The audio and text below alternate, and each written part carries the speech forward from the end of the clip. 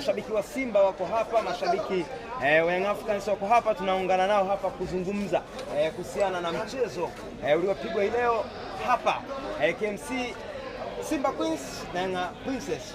Matokeo yamekuwa kikatili. Bwana, mnazungumzaje mchezo huo?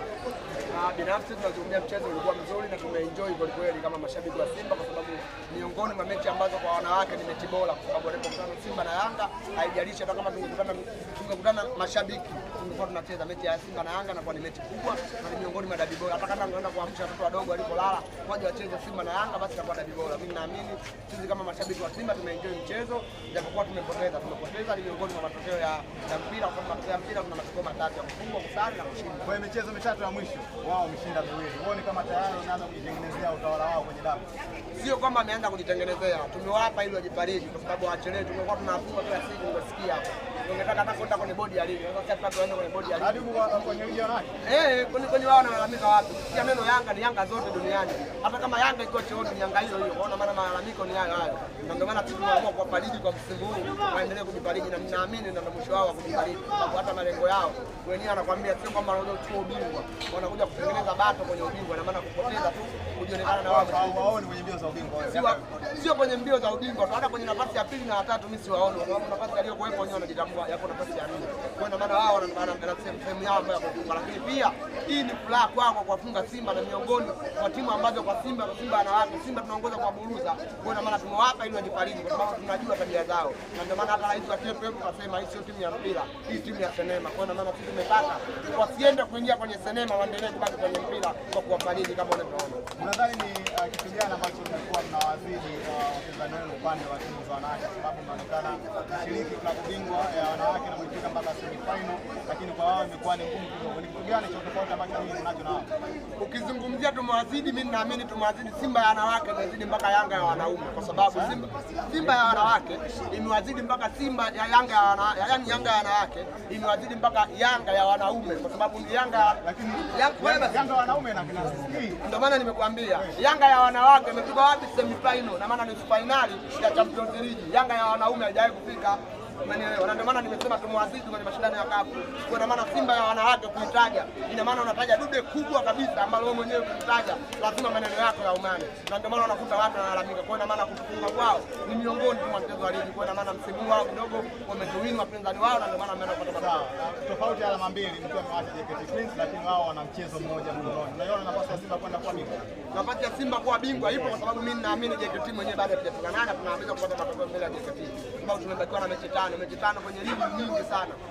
Unaweza kupata mchezo mwingine, unaweza mchezo mmoja, unaweza ukasare.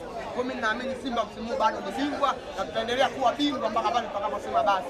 Tutahakikisha tuna makombe 400 ya wanawake, ndipo tutawaruhusu wapinzani wetu. Unadhani leo wao walideserve kupata matokeo haya ambao wameyapata, na nyinyi mlideserve kupata matokeo mliyopata? Kwa kuvunja nazi zao, mimi naamini leo wanadeserve kupata, kwa sababu tumeziona nazi nyuma ya uwanja wa KMC, nazi zilikuwa nyingi na ndio maana wamedeserve kupata matokeo. Kuna mtu alikuja kwa mambo yake. Ni hawa tunajua tabia yao, na sidhani kwenye mechi hii kama hajapita mlango wa chochoroni. Sidhani kama tabia yao kupita mlango wa chochoroni, kama mechi tu imeahirishwa na mamlaka husika na bado watu wakapita chochoroni. Sidhani kama mechi hii hajapita chochoroni. Wamepita chochoroni, ndio tabia yao. Sasa mtu tabia yako na yake. Sawa, tuzungumze upande wa timu ya wanaume. Kumekuwa na hali ambayo inaendelea ya watu kuzungumza na pressure ambayo ya bodi ya ligi pamoja na rais wa shirikisho la soka Amin Wallace Karia. Watu wengi wamekuwa hasa upande wa Tanzania wakishinikiza ama wakisema kwamba wanahitaji hizo. Wewe mtazamo wako ni upi? Mimi naamini inawezekana tumeandaa mazuzu kwenye mpira wa Tanzania, na miongoni mwa mazuzu ni mashabiki wao pamoja na viongozi wao. Mimi sifichi. Kwa nini nasema hivyo? Kwa sababu gani? Mimi naamini wao wanaenda kuwasindikiza wale wakiamini kuwa wamevunja kanuni. Timu ya kwanza Afrika na Tanzania kuvunja kanuni ni Yanga Afrika. Hakuna timu yoyote na anayebisha, kuanzia kiongozi wa Yanga ngazi ya juu mpaka ya chini aje kwa shabiki la kafu. Nimwambie kwa nini wao wanaongoza kuvunja kanuni ya kwanza. Timu ya kwanza inayoongoza kupita chochoroni kuliko timu yoyote Tanzania. Kanuni ya pili, wao wanafahamu mmiliki au mfadhili haruhusiwi kudhamini timu yoyote kwenye ligi husika. Wao wamekwenda kudhamini timu 8. Kwa nini hawakuambia bodi ya ligi wajiuzuru?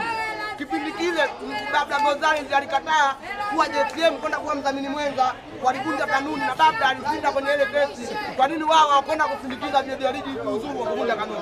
Kwa hiyo hivyo najua bodi kuvunja kanuni, si ndio? Sasa sisi tunachowaambia bodi ya ligi haitaondoka na itabaki pale pale, na ndio maana walisikia kawaambieje, nyinyi mpira hamwezi, nyinyi wacheza sinema, na nimesikia wao akawaombe radhi. Karia, ukiomba radhi umeutukana mpira, wewe ongea unachotaka. Sisi mashabiki wa Simba tuko kwa ajili yako, na mnachokiona ndugu zangu, hii ni maana halisi ya ubaya ubwela. Ahmed Ally alisema mwanzoni kuwa ndugu zetu milango yao yote afahamu itaongea, na imeshaanza kuongea. Hii ndio milango ya fahamu.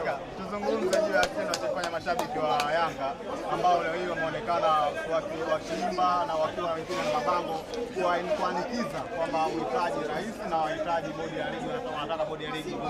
Wewe mtazamo wako ni kujua hiki?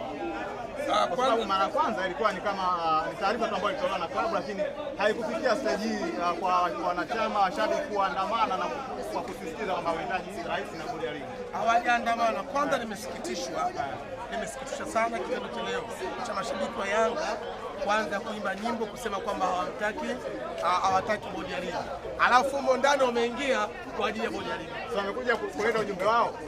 Unajua, kwanza kuna vichekesho. Hiyo timu yao ya Yanga inacheza nchi kwa ajili ya bodi ya ligi, wao wanasema bodi ya ligi haitaki. Naona imani nao, imani, na ndio maana sio wana imani, wao ndio hawana imani. Na shida ni waeleze mashabiki wa Yanga wengi inawasumbua ni unywaji wa visungula. Sikuambulia mashabiki wa Yanga wengi kinachosumbua ni unywaji wa visungula. Pombe ile kisungula hii kisungula hii visungula vinawasumbua sana, kwa sababu wakati unapiga makelele pale hawataki bodi ya ligi, huko umeshika visungula na kunywa. Sungula inaenda kuharibu saikolojia yao na kwao. Sawa. Tumeona wenyewe waandishi habari. Hakuna mwandishi habari wote ambaye hajaona. Wanapiga makelele hawataki bodi ya ligi, wanakuja visungula. Maana yake nini? Wameharibu kisaikolojia.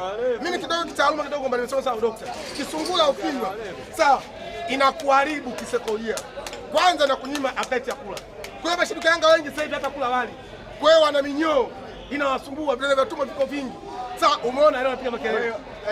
Tunajaribu kuhusianisha minyoo waliokuwa nayo na maamuzi anayofanya haya kutaka kushinikiza kuondoka kwa rais ama bodi ya ligi.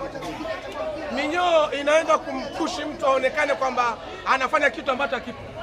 Sawa. Na ndio maana nimesema visungula vinawasumbua. Lakini niulize swali na wana Yanga pia niambie kwenye comment, weke comment. Sawa. Nani Ali kama ameongea? Si ndio msemaji? Msemaji Yanga ni nani? Si Ali Kamwe? Je, waniambie hadi Sande Manala Yanga ni nani? Ni mdau wa soka. Sio mdau, maana yake ni mshabiki na pia ni mwanachama kama mimi.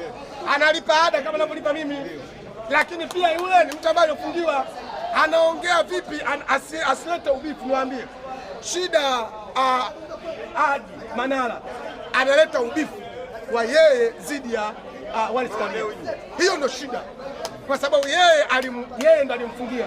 Kwa maneno yake ya hofu kama haya, niwaambie mashabiki wa Yanga, Hadi Manala anawapoteza, na Hadi Manala hacha kumtukana Wallace Karia. Hadi Manala uwezo wake ni mdogo, hajaelewa maana sinema sio tusi. Mimi yani aliposema sinema zao alikuwa anamaanisha nini? Labda niwaambie, mimi kwa binafsi nimesomea sanaa. Kwa hiyo masuala sana najua vizuri. Tumeona sinema ni mchezo ambao mchezo sio ukweli. Ukiigiza maana yake ndio sinema. Kuigiza maana yake nini? Leo hii mimi naambiwa kama mimi nalia hapa nimepigwa, kumbe sijapigwa. Ndio mchezo wanafanya JSM, engineer pamoja na Ali Kamwe. Wanafanya mchezo huo, ndio maana waliwaambia nyinyi mnataka bodi ya ligi wajiuzuru. Je, nyinyi wenyewe mko sawa? Maana yake alishaona kwamba wanacheza mchezo wa maigizo. Kama ni hivyo, waache kuwekeza kwenye mpira. Waache kuwekeza kwenye mpira. Kuanzia JSM na huyo bosi mwingine, sawa? Waache kuwekeza kwenye mpira, wawekeze kwenye uigizaji. Na ndio maana waigizaji hawajanyanyua kauli kuongea, kwa sababu waliona